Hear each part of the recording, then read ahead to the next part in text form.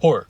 We all love it. From the back rooms to the Mandela catalog, from The Shining to The Thing, from Smile to Smile 2, the better one, we all love horror. Now, obviously, if you watch my channel, you probably don't come here for the horror content, considering I've made like one, I think, just the one a long time ago, and ironically enough, I'm going to be talking about Skinamarink later, but I'm not known for horror unless you know me in real life, but yeah, I'm a pretty big horror guy. I've seen popular ones, I've seen ones that you've probably never heard of, I've seen ones that you should probably never watch. So I feel like I'm pretty diverse in the horror genre. But that's kind of what got me thinking is there's horror and then there's these. So today we're just going over 3 of the strangest and kind of out there horror movies that aren't like normal horror movies, I guess. I'll think of a title by the time this comes out. You put your right foot in, you take your right foot out, you do the hokey and you fucking... I'm gonna start with the most light-hearted one because it gets pretty serious as the video goes on, but Mom and Dad is crazy. Sawzall means it. Saws all. It was a roller coaster to watch because the first half of this movie is freaking intense, dude. It's insane. I watched it with some friends, so obviously it was hard to take seriously.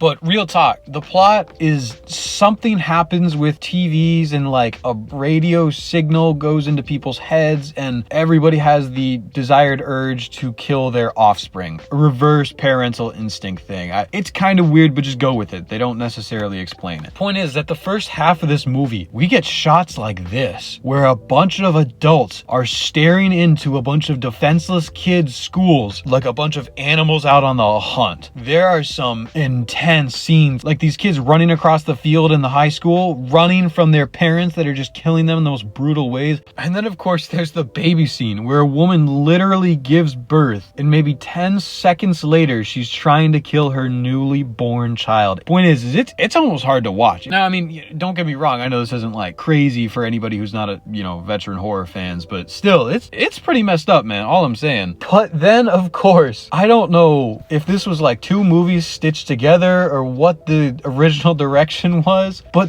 then for some reason it turns into this Looney Tune plot about Nicolas Cage and his 2 kids. It's just this back and forth with a bunch of nail guns and some tools where they're fighting each other, and eventually the kids call in the grandparents as backup to take out the adults, and it is just a beautiful chaos of a movie, dude. The second half is seriously funny. I don't know if you could even call the second half horror. It's just really funny.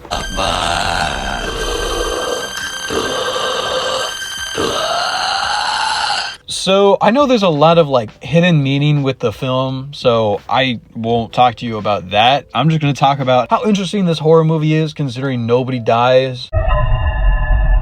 It's really just this mother and her son constantly getting tormented by this demon monster ghost. I've heard some people say that it's a metaphor for anxiety and fear, but I don't know, dude. He's a funny little man in a hat. He's a funny little man with a big mouth. Anyways, this little family's being haunted by this stupid little ghost thing, and as simple as a plot as that is, I'd almost call this film beautiful by how it goes. It's hard to describe it without watching it, but this whole film is in sharp contrast because usually horror movie families love each other, and then they kind of hate each other, and then they go back to loving, you know what I mean? Like they're kind of like torn apart by the ghost. These people are just always torn apart by the ghost. They have no chemistry. They kind of hate each other through most of the movie, and it's kind of hard to watch where this mother genuinely wishes that this kid was dead at a point. It's kind of intense almost. Obviously, like I said, nobody dies. It's nothing crazy like that. I just think it's really unique, and I think it tells a very cool story with such a simple villain that we honestly don't see as much as you would think. He's only in this single shot, and his presence is around a lot, but he's not constantly there.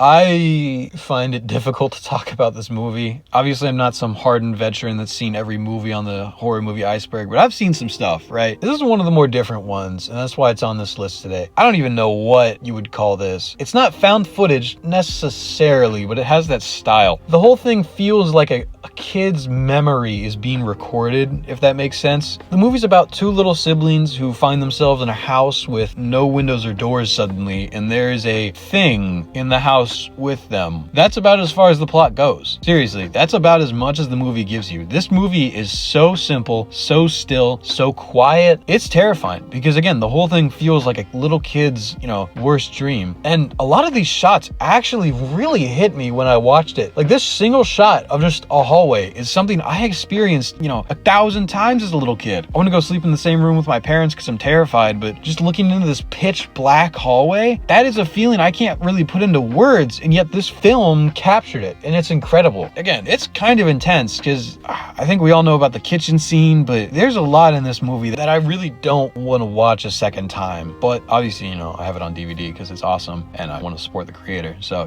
But this is such a unique and kind of beautiful horror movie in a way, because it's, again, capturing that feeling of a dream isn't something I've ever really seen before, or not like this anyways. And again, it's also awesome because the whole thing was shot with like $40 at a guy's house and his two kids. Like, that's creativity right there. But some of these scenes, man, they were freaking intense. And for a movie with like 2 jump scares in the entire runtime and maybe like a total of like 20 lines, this is a great freaking movie, dude. Again, there's some like self-harm stuff in there, so I don't know, be careful. But if you are into, unique horror, this is it, man. I mean, I know most people aren't coming to me for advice about horror, but if I could give any, this would be a movie. And yeah, that's about it. See ya.